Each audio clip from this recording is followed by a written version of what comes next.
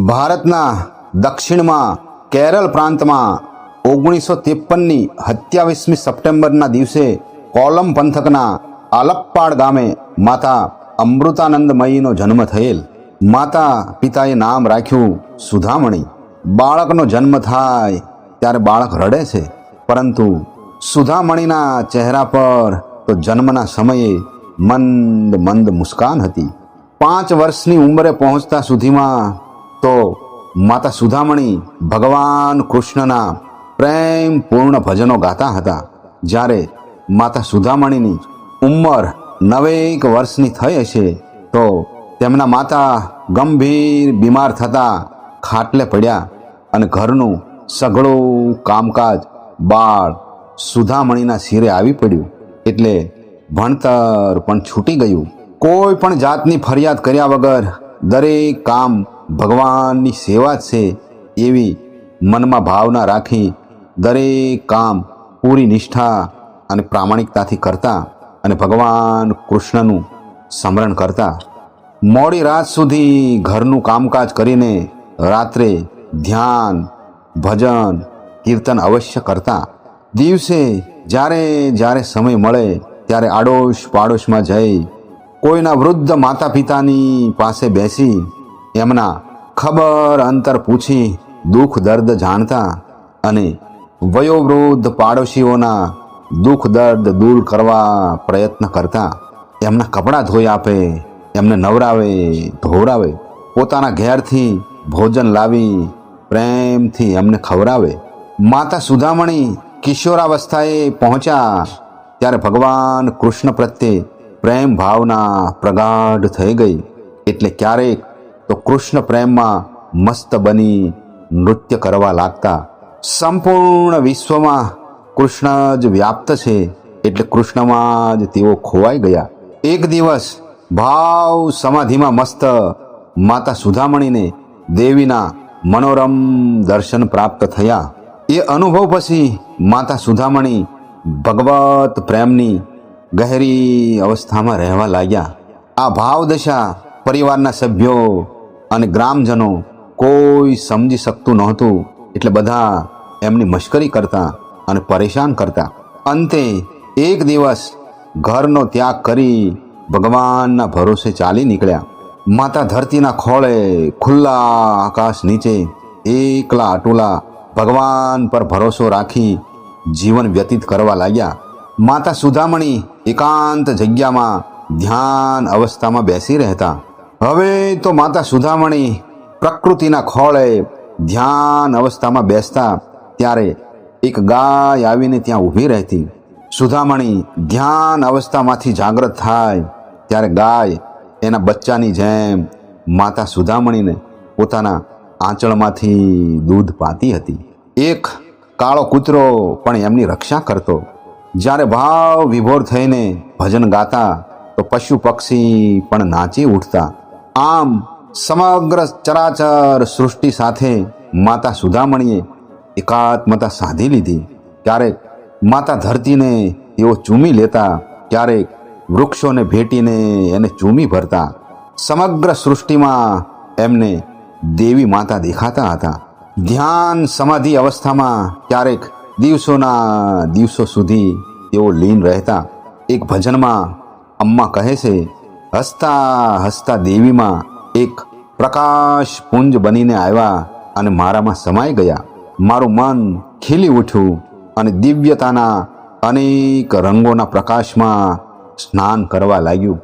ત્યારબાદ મને કોઈ પોતાનાથી અલગ દેખાતું નથી, જાણે સંપૂર્ણ વિશ્વ મારી અંદર સમાઈ ગયું. આમ ધીરે ધીરે ભાવિક ભક્તો અમ્માના દર્શન કરવા અને આધ્યાત્મિક માર્ગદર્શન માટે આવવા લાગ્યા અને એ સ્થળે કુટિયા બનવા લાગી. અને બ્રહ્મચારી અને ભાવિક ભક્તોએ શ્રી માતા અમૃતાનંદમયી દેવી નામ આપ્યું અને માતા અમૃતાનંદમયી મઠની આધારશિલા રોપી. અમ્મા જે કોઈ દર્શને આવે તેમને પ્રેમથી ગળે લગાડી માથે પ્રેમથી હાથ મૂકી આશીર્વાદ આપે. હજારો માણસો હોય કે ગમે તેટલા હોય, પણ માતા અમૃતાનંદમયી દરેક ભક્તોને દર્શન આપીને જ એ પીઠિકા ઉપરથી ઊભા થતા. રાજા હોય કે રંક, સૌની ઉપર એક સમાન જ વાત્સલ્યની વર્ષા કરતા. અમ્મા કહેતા, મને એવા ઈશ્વર પર વિશ્વાસ નથી જે ઉપર આસમાનમાં કોઈ સિંહાસન પર બિરાજે છે. દરેક પ્રાણી માત્ર મારો ઈશ્વર છે. એને પ્રેમ કરવો અને એની સેવા કરવી એ જ મારી પૂજા છે. અમ્મા કહેતા કે સોનાના ઘરેણાના અલગ અલગ આકાર અને રૂપ છે, પણ મૂળ રૂપે તો સોનું એ એક જ છે. એવી જ રીતે એક જ પરબ્રહ્મ વિવિધ નામ રૂપે આ જગતમાં વ્યાપી રહ્યો છે. ભારત સિવાયના બહારના દેશોના ભાવિક ભક્તોના આમંત્રણને માન આપી 1987માં Amma America, Europe, Australia, Japan, Sri Lanka, Singapore, Malaysia, Canada, Africa જેવા દેશોમાં પણ ભક્તિ અને અધ્યાત્મના પ્રસાર માટે ગયા. અમ્માએ એક સેવા સંસ્થાની સ્થાપના કરી જે માનવ માત્રની સેવા કરે છે, જેમાં નિઃશુલ્ક દવાખાના, 2 ઘર હોય તેને મકાન બાંધી આપવા, ગરીબોને આર્થિક સહાયતા આપી પોતાના પગ ઉપર ઊભા કરવા અને અનાથાશ્રમ, વૃદ્ધાશ્રમ, શાળા, કોલેજો, રોજગારનું ભણતર જેવી અનેક સેવાકીય પ્રવૃત્તિઓ એ સંસ્થા કરે છે. કુદરતી આપદા વખતે સમગ્ર ભારતમાં તેમજ વિદેશોમાં પણ લોકોની મદદે પહોંચી જાય છે, જેમાં દક્ષિણ ભારતમાં આવતા સુનામી સામે રક્ષણ મળે એવા સુનામી અને ભૂકંપ નિરોધી અનેક મકાનો બાંધી આપેલ. સંયુક્ત રાષ્ટ્રસંઘમાં અનેક વખત અને વિશ્વ ધર્મ સંસદમાં અમ્માએ 2 વખત પ્રવચનો આપ્યા છે અને વિશ્વને ભક્તિ અને અધ્યાત્મ દ્વારા માનવ ઉત્થાનનો સંદેશો આપ્યો. કેરળમાં અમ્માનું જન્મસ્થળ આજે વિશ્વવ્યાપી સંસ્થાઓનું મુખ્ય પવિત્ર સ્થળ બની ગયું છે, જ્યાં આશ્રમમાં અનેક ભક્તો શાસ્ત્રોનું અધ્યયન કરે છે, ધ્યાન સાધના કરે છે અને સેવા કાર્યો કરે છે. અમ્મા કરોડો લોકોને ગળે લગાડીને સાંત્વના આપી ચૂક્યા છે. જ્યારે કોઈ એમને પૂછે કે અમ્મા, તમને આટલી બધી ઉર્જા ક્યાંથી મળે છે, તો અમ્મા કહેતા, જ્યાં સાચો પ્રેમ છે ત્યાં અનાયાસે બધું જ આવી જાય છે.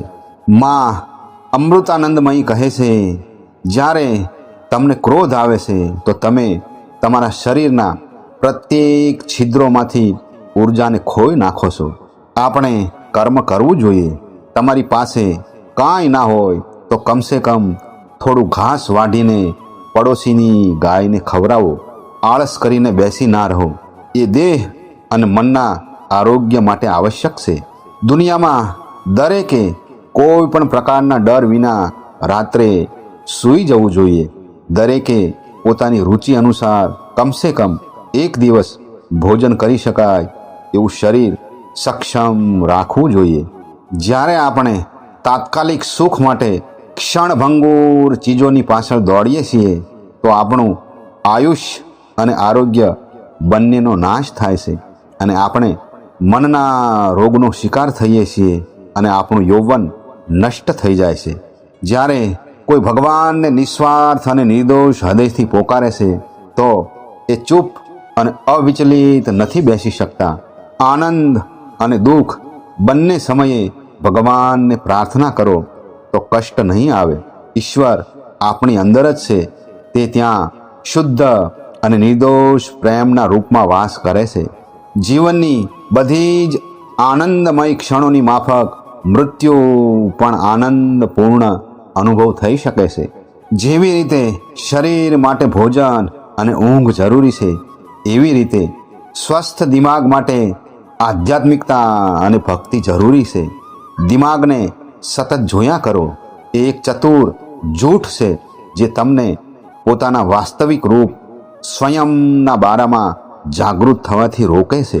જે વ્યક્તિ બીજાના પ્રત્યે સેવાનો ભાવ રાખે છે એ વ્યક્તિ સમાજની સુંદરતા છે. માતા અમૃતાનંદમયીને કોટી કોટી વંદન કરીએ.